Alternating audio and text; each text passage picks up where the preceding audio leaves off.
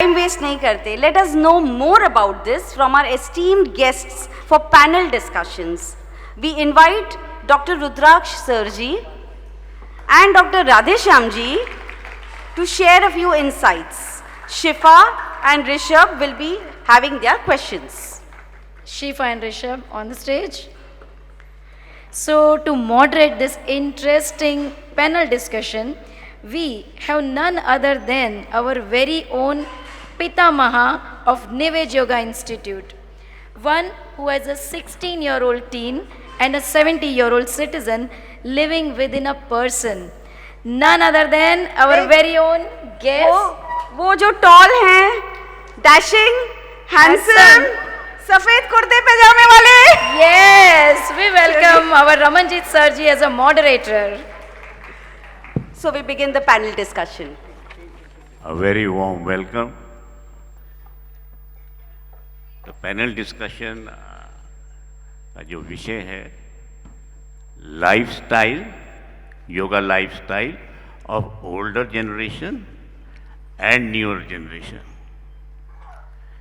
एक प्रचलित मान्यता है कि पुरानी पीढ़ी और नई पीढ़ी योग के प्रति दृष्टिकोण अलग अलग है. ये कितना सच है? I request Radheshyam ji to initiate the discussion, followed by Dr. Rudraksh, then Shifa ji, and then our own Shankaracharya, Rishabh ji. Okay तो मैं अपने आप को पुराने ज़माने का मानता हूँ जी. और हम लोगों के लिए योग जिस प्रकार से हम उसे अपने जीवन में लेते थे या लेते हैं उससे बहुत भिन्न है. इससे entirely different thing for the youngsters today. बहुत यंगस्टर्स हमारे योग सेंटर्स में आते हैं विद कि हमें इसलिए सीखना है क्योंकि सेलिब्रिटीज़ भी योग कर रहे हैं. जी जी जी. उनको अभी इसकी वैल्यू नहीं पता होती, बस एक भेड़ चाल में जाना है इसलिए कर रहे हैं. फिर तो सेलिब्रिटी का योग करना अच्छा है या बुरा है? बहुत अच्छा है और वो इसके वैल्यूज़ को समझते हैं, बट जो उनको फॉलो करके आ रहे हैं, केवल देख करके आ रहे हैं, वो बिना वैल्यू समझे हुए आ रहे हैं. इसलिए एक छोटा सा अंतर है. लेकिन उसमें से बहुत लोग हैं जो इसको अंदर तक उतारते हैं और बाद में योग को अपना प्रोफेशन भी बनाते हैं. और ये जो नई पीढ़ी के लोग हैं ये योग को एक फिजिकल एस्पेक्ट तक ही सोचते हैं. वो उसी को देख करके आते हैं कि yoga is what, asanas, physical exercises. जबकि हमारी पीढ़ी या हमसे पहले की जो पीढ़ी थी सर, मैं कौन सी पीढ़ी में आऊँगा? हम आप एक ही पीढ़ी के हैं. सो मतलब 50+ की पीढ़ी में, जो मैं 50+ हूँ तो वैसा ही ले रहा हूँ जी. तो हम लोग एक गुरु के प्रति वैल्यू अगर देखें जी. हम वो शुरुआती वहाँ से करते थे कि जिनसे हम योग सीख रहे हैं उनके हम चरण छूते थे. आज वो थोड़ा मुश्किल से देखने को मिलता है. वो जो गुरु हैं वो भी उसके अधिकारी होते हैं, जरूरी नहीं कि आज के गुरु ऐसे अधिकारी भी हों. तो हम उनके चरण छूना, उसमें एक आसन होता था. फिर वो क्या बोलते थे उसको बहुत हम सीरियसली लेते थे. और मतलब कहने का मतलब ये है कि पुरानी पीढ़ी वो मोर परंपरा ओरिएंटेड, डिसिप्लिन ओरिएंटेड, अनुशासन जो है, डिसिप्लिन जो है वो स्वतः ही हो जाता था बचपन से ही. जो हमारे जीवन की शुरुआत करने की जो सिस्टम था उसमें बहुत सारी डिसिप्लिन अपने आप होता था जो आज की पीढ़ी में मिसिंग है. और उसमें कुछ ऐसा मत नहीं सोचना चाहिए कि ये गलत है, सही है. Every generation will have some change. So ये वाला चेंज थोड़ा ज़्यादा बड़ा है. This generation has big change. तो ये वैल्यूज़ की सम्मान क्या होता है, श्रद्धा क्या होती है, ये सब सिर्फ शब्दों में ही रह गया है. भावना में नई पीढ़ी में देखने को बहुत बहुत कम मिलता है. ये जो फैक्ट है वो है. Thank you sir. Doctor Rudraksh, kindly shed some more light on this. जी धन्यवाद. धन्यवाद. अपने आप को मैं देखता हूँ कि दोनों पीढ़ियों के मैं बीच में शायद खड़ा हूँ. ना तो मैं बहुत पुराना हूँ या ना तो मैं बहुत Very good. जवान हूँ, और इस वजह से मैं कह सकता हूँ कि मैंने पहले के लोगों का जो साधना या ज्ञान की जो ये है वो भी मैंने देखी है। थोड़ा सा अपने खुद के अनुभव से मैं बताता हूँ कि मेरी जो पढ़ाई हुई, आप तो खुद बहुत ज्ञानी है सर। नहीं ऐसा कुछ नहीं, लेकिन मेरी जो पढ़ाई हुई, सौभाग्य मुझे मिला कि अच्छे गुरुओं से सीखने का अवसर मिला। मेरी पढ़ाई हुई बनारस में, और वैसे तो बहुत पुराना नहीं, 15 साल आज से हम कह सकते हैं कि उसके 15 साल पहले की बात है, लेकिन अभी भी परंपरा से जो एक पहले की शिक्षा की पद्धति थी, मुझे याद है कि हमारे जो यूनिवर्सिटी के प्रोफेसर्स थे, हमें यूनिवर्सिटी में लेक्चर्स जो भी 4-5 घंटा होते थे, उसके बाद में घर पे बुला के हमको सिखाते थे। मतलब यहाँ पे आधुनिक भी है और परंपरा भी है। जी। और बहुत जितना भी मैं जो सीख पाया, जो मैं अच्छा आज तक ज्ञान ले पाया, वो सब मैं मतलब जब देखता हूँ तो मैंने जिन गुरुओं से लिया, किसी ने भी मुझसे एक पैसा भी उससे नहीं लिया। मतलब जो ज्ञान था वो फीस के टर्म्स में कुछ नहीं था। जी। और ये सिर्फ योग और संस्कृत की बात नहीं है, क्योंकि मैंने जब संस्कृत की पढ़ाई की, मैं वैसे तो डायरेक्टली योग में नहीं हूँ, लेकिन मैं संस्कृत का विद्यार्थी हूँ, और उसके बाद में मैंने संगीत भी सीखा। संस्कृत की बहुत अहमियत है सर योग में।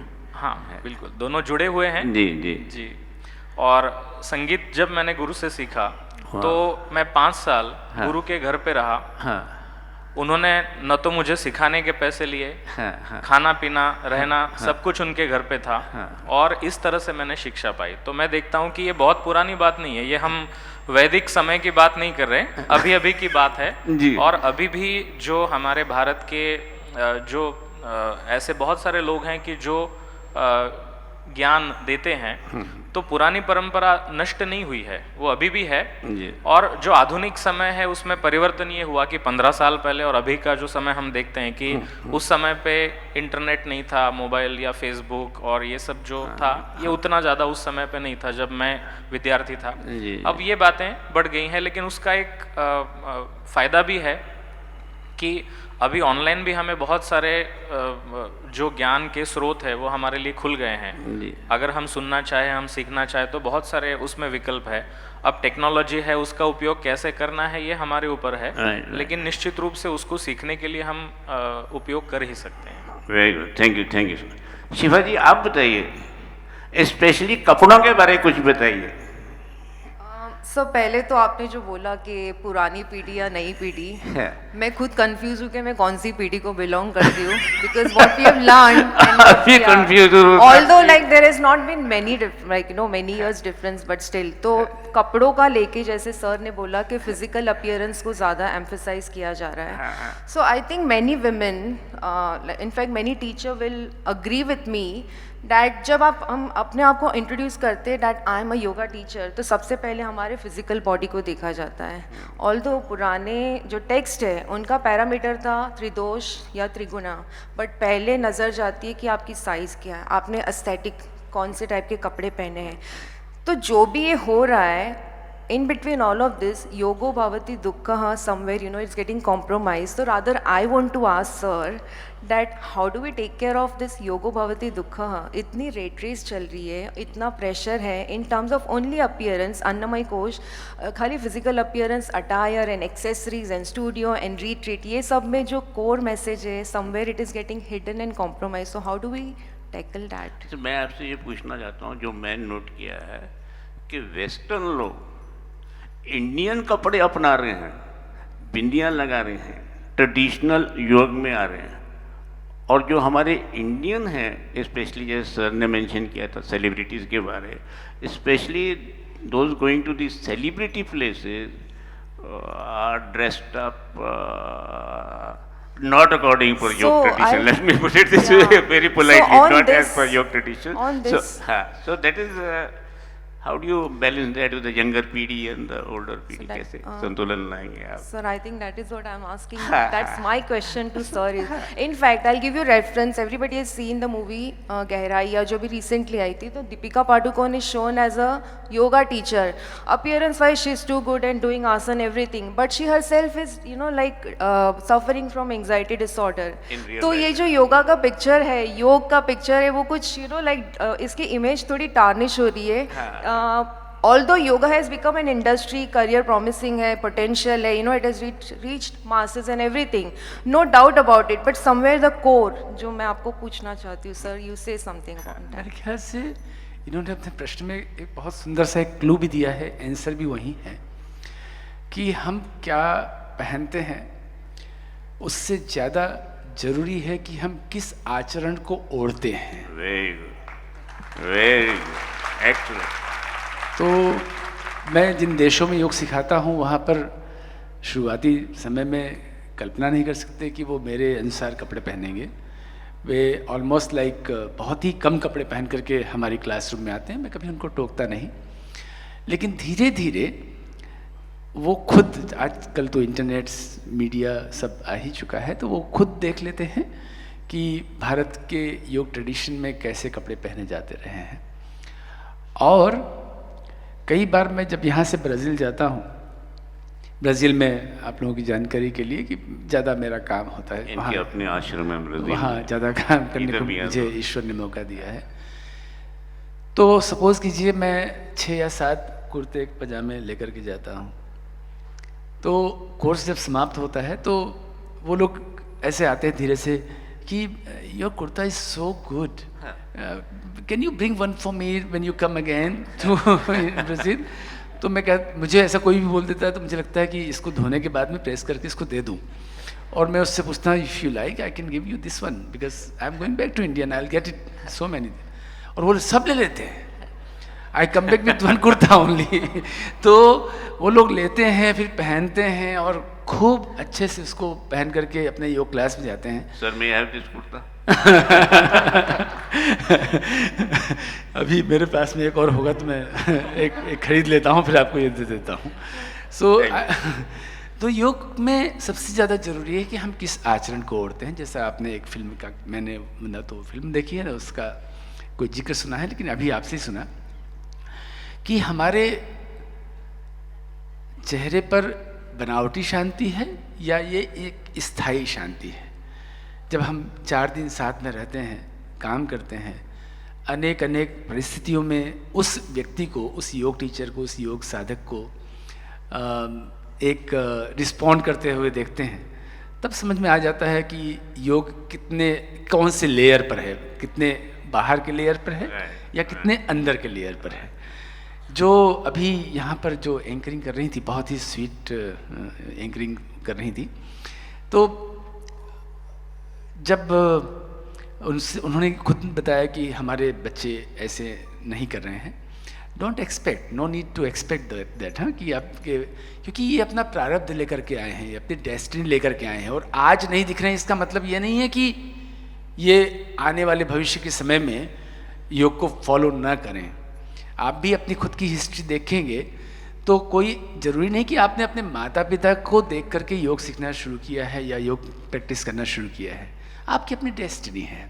आप कुछ और कर रहे थे, अचानक से कुछ दिन जाग गए और योग में आ गए. ऐसे ही वो लोग भी किसी न किसी दिन जाग जाएंगे और आ जाएंगे. तो बहुत कभी भी मन में मत सोचिए कि मेरे बच्चे क्यों नहीं योग कर रहे हैं. नो, नेवर एवर, ऐसे कभी मत सोचिए. ये योग के चिंतन के विरोध में है. जिस भी दिन उनको, और जब आप बोलेंगे तो डेफिनेटली आप उनको दूर करेंगे योग से. माता पिता जो कुछ भी बोलते हैं, नहीं, बच्चे नहीं सुनते हैं. आपको नहीं बोलना है, आपको तो छोड़ देना है अपने आप. बिल्कुल नहीं सुना. अपने आप किसी न किसी दिन. मैं अपने बच्चों का भी ऐसे ही सोचता हूँ. मेरी बेटी ने फार्मास्यूटिकल साइंस में ग्रेजुएशन किया और तो डेफिनेटली उसकी चॉइस थी, वो बनना चाहती थी एक दिन. लेकिन जाने कब कहाँ कैसे उसके मन में आया, और वो यहीं जो अभी देख रहे थे आप, सत्यम शिवम सुंदरम, यहीं इसी अलीबाग में हमारा एक टीचर्स ट्रेनिंग कोर्स था. उसने बोला, पापा I want to join this course. पीछे पीछे छोटू आया मेरा बेटा, पापा I also want to join this course. तो ये हो गया और आज वो दोनों ही अच्छे योग टीचर बने हैं. एक ब्राज़ील में योग सिखा रहा है, एक सब देशों में योग सिखा रही है. तो प्रेशराइज मत कीजिए, सब एक दिन हो ही जाएगा. और आचरण, योग के आचरण को ओढ़ना जरूरी है. बजाय कपड़ों पे ध्यान देने के। Thank you. Thank you. Rishabh, आप क्या बोलेंगे? पुरानी पीढ़ी, नई पीढ़ी, प्रिवेंटिव एस्पेक्ट, क्यूरेटिव एस्पेक्ट, क्या है इसमें? तो सबसे पहले तो जो महारथी बैठे हैं उन्हें नमन। तो यहाँ पे सबसे छोटा तो मैं ही हूँ शायद पैनल में। तो ये जो एक पर्टिकुलर एस्पेक्ट है कि पुरानी पीढ़ी और नई पीढ़ी में क्या डिफरेंस है, तो महत्व के मुझे 3 मुद्दे यहाँ पे लगते हैं। कि सर जी ने जैसे बहुत सही बोला कि पुरानी पीढ़ी इसे एक दर्शन के रूप में, एक परंपरा के रूप में मान्यता देती है, ये एक आध्यात्मिक अनुशासन है दैनिक रूप से। किंतु नई पीढ़ी ने उसे कहीं ना कहीं एक एस्थेटिक बना लिया है। उनकी एक रोचकता, उत्सुकता और उत्कंठा है संस्कृति को समझने की, इसलिए केवल वे योग की तरफ देख रहे हैं। आज योगा मैट पर प्लैंक चैलेंज हो रहा है, ये एक बहुत बड़ा डिफरेंस है। दूसरा मुद्दा जो एक कमी दिखती है, अब तख्ता पलट हो जाता है पीढ़ियों का, कि पुरानी पीढ़ी समय के अनुसार हमें कुछ पूर्वाग्रह छोड़ने पड़ते हैं। आज जब आधुनिक विज्ञान आ गया है, मेडिसिन ने इतनी तरक्की कर ली है, फिर भी पुरानी पीढ़ी में कहीं ना कहीं उसके प्रति एक ऐसा रिलक्टेंस देखा जाता है कि हम योग से कर लेंगे, हम प्राणायाम करके ठीक कर लेंगे। लेकिन कहीं ना कहीं नई पीढ़ी ने योग को हॉलिस्टिक हेल्थ का एक स्तंभ माना है। It is not an alternative but a compliment. तो कहीं ना कहीं अंततः हम देखें तो दोनों ही पीढ़ियों की समझ में एक कमी दिखती है। और वही मेरा एक प्रश्न रहेगा पैनल से कि एक जो मूल उद्देश्य है योग का, वो कहीं धुंधला है, तो कहीं ऐसा तो नहीं हो रहा कि प्रभाव के ऊपर प्रसार भारी पड़ रहा है? Very good. आप करेंगे रुद्राक्ष जी, आप इसका जवाब दीजिए प्लीज। मुझे लगता है कि ये भी जैसे हम एक पुरानी पीढ़ी नई पीढ़ी एक जनरलाइज हम कर रहे हैं, लेकिन इसको हमें व्यक्तिगत रूप से देखना चाहिए, क्योंकि पुरानी पीढ़ी में भी बहुत सारे ऐसे लोग होंगे कि जो बहुत खुले दिमाग से, खुले मन से नई चीज़ों को स्वीकार करते हैं। बिल्कुल। नई पीढ़ी में भी ऐसे बहुत सारे लोग हैं कि जो परंपरा को स्वीकार करते हुए उस दृष्टि को लेके आगे चल रहे हैं। और इसलिए मुझे लगता है कि परंपरा के साथ साथ एक जो हम इंग्लिश में शब्द इस्तेमाल करते हैं कि क्रिटिकल अप्रोच, हमें लगता है कि जो परंपरा में है वो सिर्फ अंधविश्वास जैसा ही या श्रद्धा से मान के ही चलना चाहिए, ऐसा हमें लगता है। लेकिन वैसा नहीं है, क्योंकि हमारी जो परंपरा है उसमें ही वो जो प्रश्न पूछने की अनुमति देना, जिज्ञासा होना, ये हमारे परंपरा में ही स्वीकार किया गया है। क्योंकि हमारी जो परंपरा है ये सिर्फ विश्वास वाली परंपरा नहीं। हम कहते हैं कि ठीक है विश्वास होना चाहिए, श्रद्धा होनी चाहिए, लेकिन परंपरा का ही ये विचार है कि प्रश्न पूछने चाहिए। तो क्रिटिकल ये जो अप्रोच है कि जो बताया गया उसको वैसे के वैसे स्वीकार करना, ये हमारी परंपरा नहीं है। हमारी परंपरा है सवाल की, हमारी परंपरा है, इसीलिए हम देखते हैं कि जितने भी हमारे पुराने ग्रंथ है उसमें पूर्व पक्ष और उत्तर पक्ष होता है। तो पूर्व पक्ष क्यों है? क्योंकि सवाल पूछने की अनुमति थी। आज भी जो हम कहते हैं कि नई पीढ़ी में ये जो एक विचार है कि हम वैसे के वैसे अंधानुकरण नहीं करेंगे, हम पूछेंगे, तो ये तो बिल्कुल स्वीकार करने योग्य है। इसको हम पहले से अपनी परंपरा में देखते आ रहे हैं। Very well put, very well put. Thank you so much. Rishabh ji, आपको मैं एक करेक्शन करना चाहता हूँ, आपकी अनुमति से कर सकता हूँ? आप सबसे यंगेस्ट नहीं हो, मैं हूँ सबसे यंगेस्ट इधर। Thank you very much, sir, for a very enlightening talk and a very enlightening discussion. I thank all of you. आपका धन्यवाद, बहुत बहुत धन्यवाद। आप सब ने बहुत अच्छे बिंदु निकाले और बहुत अच्छे मुद्दे बताए और बहुत अच्छे और सिंपल तरीके से बातें रखी जो सबको समझ लग गया। I think so. Thank you so much.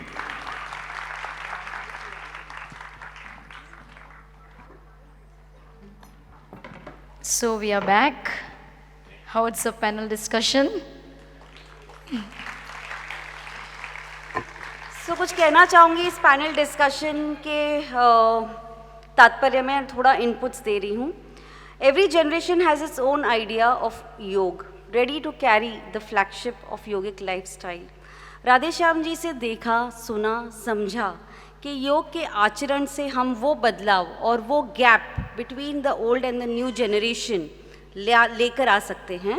And रुद्राक्ष जी ने कहा वो गुरुकुल की परंपरा, जो सैडली अभी तो नहीं है, बट स्टिल पर्सनल एक्सपीरियंस से कहती हूँ कि नई की फैमिली में जब से जुड़ी हूँ, ये पर्सनल गुरुकुल सिस्टम या ये पर्सनल केयर और नर्चरिंग हमें ये लविंग कपिल नितिन सर और संध्या जी से हमेशा मिलता रहा है. हमेशा. Teachers, are you all agreeing?